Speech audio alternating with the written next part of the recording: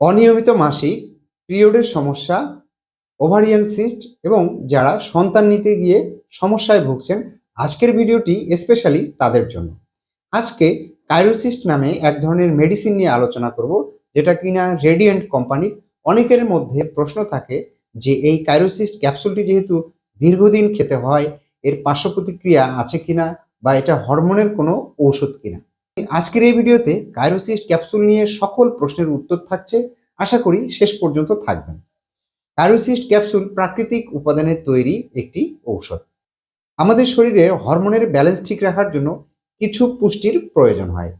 সবসময় আমরা খাবার থেকে সেই পুষ্টি পাই না। এই কাইরোসিস্ট ক্যাপসুলটি এমন কিছু প্রাকৃতিক উপাদানের তৈরি, যা আপনার দেহে হরমোনের ব্যালেন্স ঠিক রাখার জন্য গুরুত্বপূর্ণ ভূমিকা পালন করে, যার ফলে যাদের ওভারি বা ডিম্বাশয়ের সমস্যা আছে, তাদের ওভারি বা ডিম্বাশয় ভেতর থেকে সুস্থ করে তোলে। কোন কোন সমস্যার ক্ষেত্রে কাইরোসিস্ট ক্যাপসুলটি ব্যবহার করা হয়ে থাকে?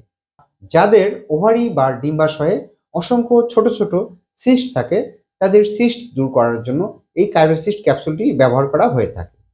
সময় মতো পিরিয়ড না হওয়া বা অনিয়মিত মাসিক বা মাসের পর মাস পিরিয়ড বন্ধ থাকার মতো সমস্যা দূর করার জন্য চিকিৎসক এই কাইরোসিস্ট ক্যাপসুলটি দিয়ে থাকেন।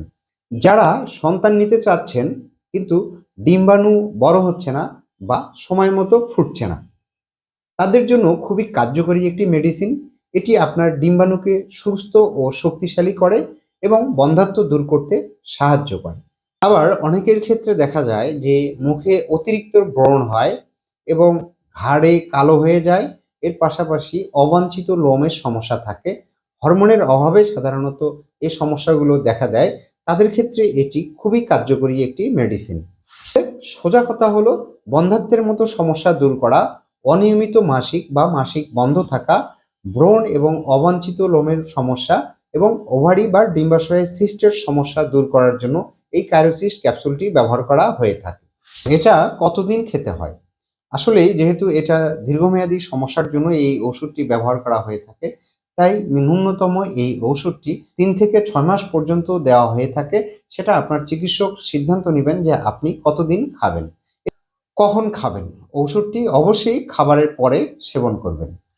ঔষধ খাওয়াকালীন যদি আপনি গর্ভবতী হয়ে থাকেন, তাহলে ওষুধটি বন্ধ করে চিকিৎসকের পরামর্শ নিন।